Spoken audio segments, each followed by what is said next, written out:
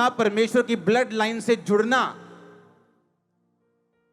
दाऊद की grand mother बनना, ये अपने आप नहीं हुआ था। ये उसका डिसीजन था कि मैं अपनी बूढ़ी सास को नहीं छोड़ूंगी, क्योंकि मुझे वापिस जाके यहोवा की आराधना करना नसीब नहीं होगा। ये उसका क्या था? अपना एक डिसीजन, अपना एक फैसला, जिसने परमेश्वर के बीच में उसको जोड़ के रखा और यीशु मसीह की ब्लड लाइन में उसे जोड़ दिया।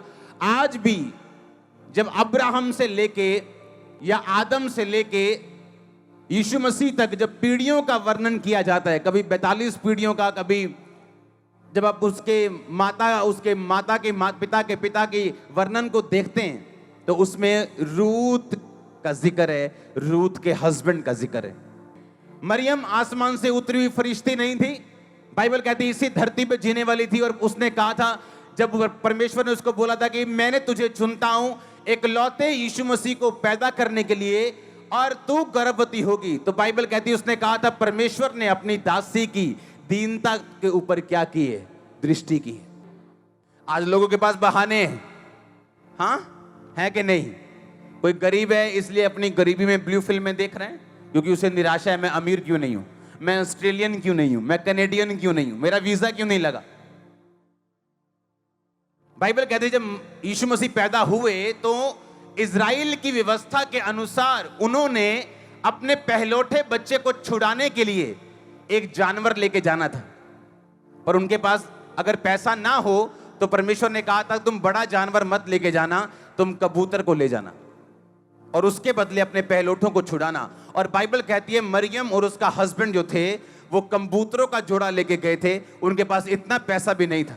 पैसा ना होने के बावजूद भी परमेश्वर के साथ वो फेथफुल थे, वफादार थे, और परमेश्वर ने इतने बड़े काम के लिए उन्हें चुना। अगर आप अपनी लाइफ में इंतजार करोगे कि परमेश्वर पहले गवाही दे तो मैं पवित्रताई में चलूं, या मैं नशा छोड़ दूं, या मैं गलत काम करना छोड़ दूं, तो आप कहीं और बैठे हो, आप परमेश्वर के राज्य में नहीं हो। उन्होंने पहले डिसीजन लिया। परमेश्वर ने नहीं कहा रूथ अगर तू डिसीजन ले तो मैं तेरे आने वाले टाइम में तुझे एक अच्छा पति दूंगा, तेरे दुखों को दूर कर दूंगा। परमेश्वर ने कुछ नहीं कहा, बाय फेथ वो चली। इसलिए पौलुस ने कहा बिना विश्वास के उसे प्रसन्न करना अनहोना है। आपकी लाइफ में ऐसा काम हो सकता है, आपको जब सामने कुछ भी नजर ना आए तो भी आप डिसीजन लेते हो कि नहीं मैं परमेश्वर के साथ खड़ी हूं, मैं प्रभु के साथ खड़ा हूं, आगे क्या है मुझे मालूम नहीं, लेकिन वो चंगा करे ना करे वो मेरा परमेश्वर है और होगा, छुड़ाए ना छुड़ाए वो मेरा परमेश्वर है और होगा, आशीषित करे ना करे, आमीन। तो परमेश्वर ने क्या कहा? परमेश्वर ने किसी को भी बिना गवाही के नहीं रहने दिया। मरियम को नहीं रहने दिया, रूथ को नहीं रहने दिया, किसी को भी रहने नहीं दिया। बाइबल कहती है जो मरियम की रिश्तेदार थी अलीशिबा, लिखा अपने बुढ़ापे तक बांझ रही, इसलिए नहीं कि वो पापी थे। बाइबल कहती परमेश्वर की आज्ञाओं और विधियों पर वो निर्दोष चलने वाले थे। जब उसकी बारी आई चिट्ठी डलती थी, लॉटरी डलती थी, लॉटरी 10 बंदों में। आज कौन परमेश्वर के भवन में अंदर जाके रीति रिवाज पूरा करेगा? लॉटरी लगती थी। उस दिन लॉटरी जो लगी वो अलीशिबा के हस्बैंड की थी। वो कह सकता था कि मुझे क्या फायदा हुआ निर्दोष चलने का, क्योंकि अभी तक मेरे पास एक बेबी नहीं है। आज का विश्वासी होता तो वहां लॉटरी के टाइम वहां होता भी ना, पता लगे चक्कर के थे और बियर पी के बैठे साइड देखे थे। आज दुखी सिगा हो क्योंकि किसी ने ताना मार देता कि तेरे होया तो है नहीं कुछ, तू प्रेयर भी करता है, बाइबल भी पढ़े, तेरे होया तो है नहीं कुछ, इस करके निराश सिगा बियर पी के साइड से बैठा आज। पर बाइबल कहती वो अभी भी परमेश्वर के घर में सेवा करने के लिए मौजूद था। हालेलुया। कुछ भी अपने आप आपको वर्कआउट करना पड़ता है, आपको काम करना पड़ता है अपनी डेस्टिनी के लिए। इस बाइबल जो मेरे हाथ में पकड़ी, इसके पीछे प्रेयर पॉइंट्स लिखे हुए हैं, जिन प्रेयर पॉइंट्स में प्रार्थना करता हूं, और अगर आप उन्हें पढ़ लें, आप 7 बार दंडवत करोगे प्रभु को, एक एक लाइन पूरी हो रही जो मैंने लिखी यहां पे, एक एक लाइन। और कम से कम 75 प्रेयर पॉइंट होंगे, 75 विषय होंगे।